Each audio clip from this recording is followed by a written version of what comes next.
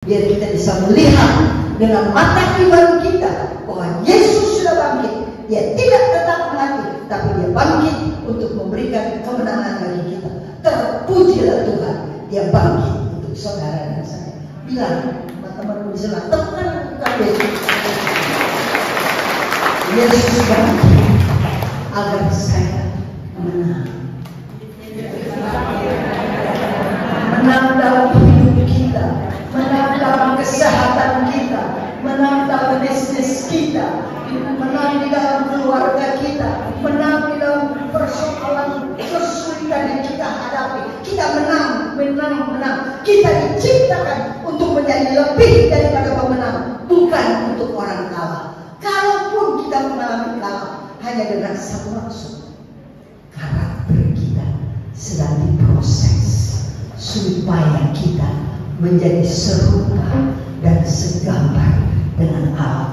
Tuhan sedang proses kita supaya satu waktu kelak, kalau kita berdiri di hadapan Tuhan, tak bercacat, tak berkerut, sempurna kita. Karena selagi kita berjalan di dalam dunia ini, Tuhan proses karakter kita. Apa yang harus dikeluarkan? Ego, kesombongan, ketinggian hati, keras kepala, bandel, wah macam-macam yang mesti cabut daripada hidup kita. Terpujilah Tuhan. Terima kasih. Jadi kalau saudara merasa tertekan atau susah, berkata, Tuhan terima kasih Engkau proses saya. Saya beri diri saya diproses. Jadi jangan bandel, jangan itu salah dia sih, dia siapa sih, suami saya sih yang salah, istri saya sih yang enggak. Saudara yang sedang diproses, kita sedang diproses supaya kita menjadi sempurna seperti Yesus Kristus Tuhan. Amin. Terima kasih Tuhan, Engkau proses kami supaya kami sempurna. Amin. Nah, setelah dia bangkit, apa yang dilakukan? Alkitab mencatat apa di dalam kitab suci? Firman Tuhan berkata di dalam Injil Lukas 24 ayat 50 dan 51. Kalau baca deh, siapa yang bisa baca? 2, 3. Lalu Yesus membawa mereka keluar kota sampai dekat Betania. Di situ ia mengangkat tangannya dan memberkati mereka. 1. Dan ketika ia sedang memberkati mereka, ia berpisah dari mereka dan terangkat ke surga. Jadi perpisahannya Tuhan dengan murid-muridnya, dia nggak marah-marahin. Stop ya, Simon, kamu udah hianati saya. Stop ya. Nah, dia nggak bilang sama Thomas, percaya ya kamu ya, jangan terus-menerus ragu-ragu.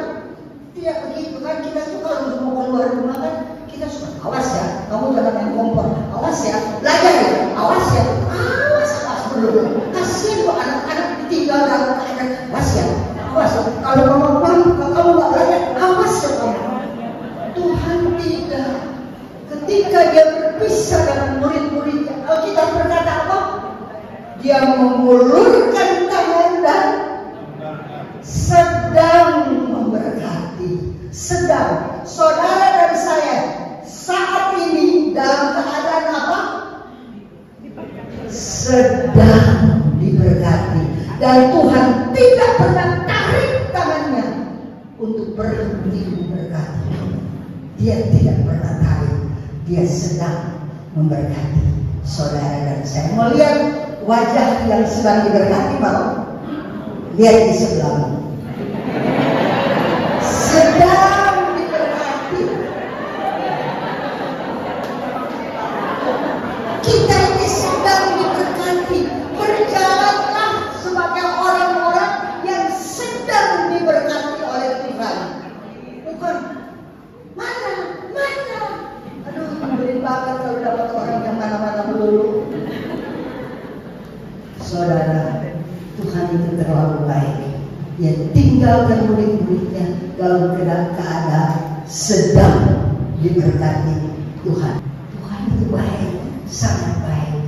Dia sedang memberkati saudara dan saya, sedang diberkati. Aku senang banget lihat muka yang sedang diberkati, ya, bukan muka lama sekali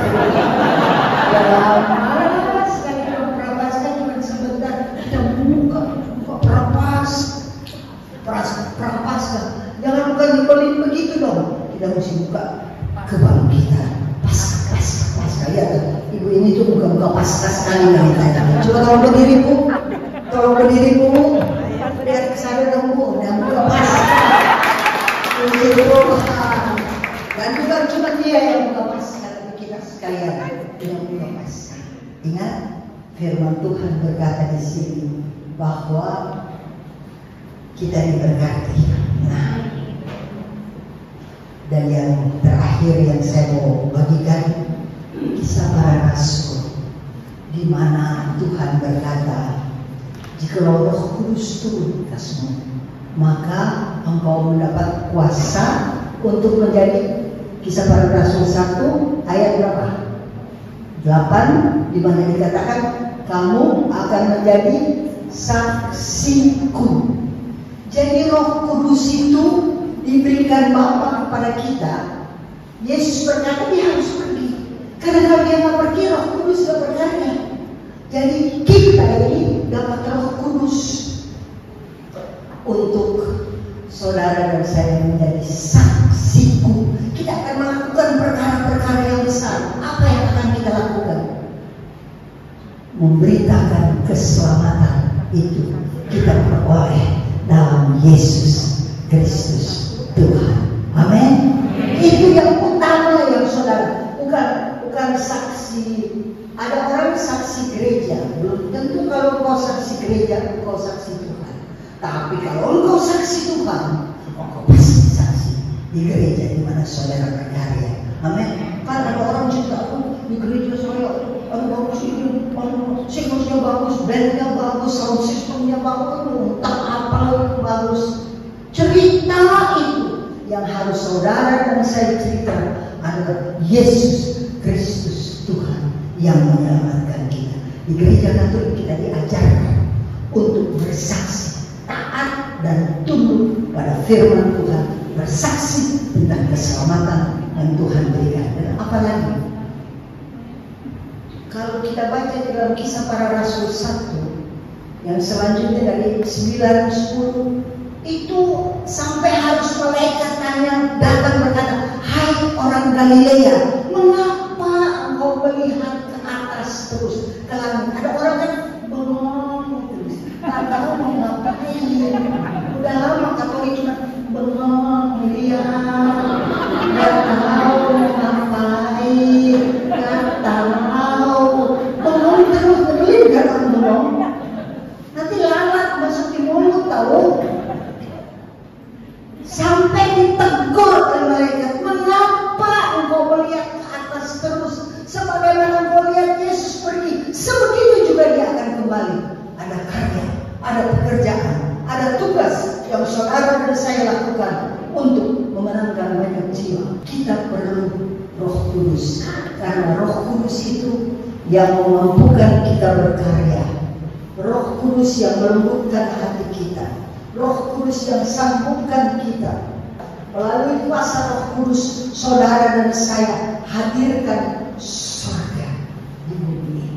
Kalau ada damai itu kan surga. Kalau ada sukacita itu kan surga. Kalau merasa dipuaskan Tuhan, tak terus mana. Nyebelin tuh orang mana-mana terus. Bangsa Israel, mereka dapat roti mana dari surga, tapi mereka ingat pengen kembali ke Mesir. Ada prei di sana, ada entah ada apa. Sudah dikasih makanan surga, mau makanan duniawi melulu. Biarlah kita lebih puas dengan surga yang Tuhan berikan kepada kita. Hadirkan surga di rumah tanggamu, di usahamu, di pekerjaanmu, di karyamu. Hadirkan surga di mana Tuhan berikan kepada kita. Dan itu Tuhan menemukan, yaitu hanya bisa dengan kuat kuasa Roh Kudus.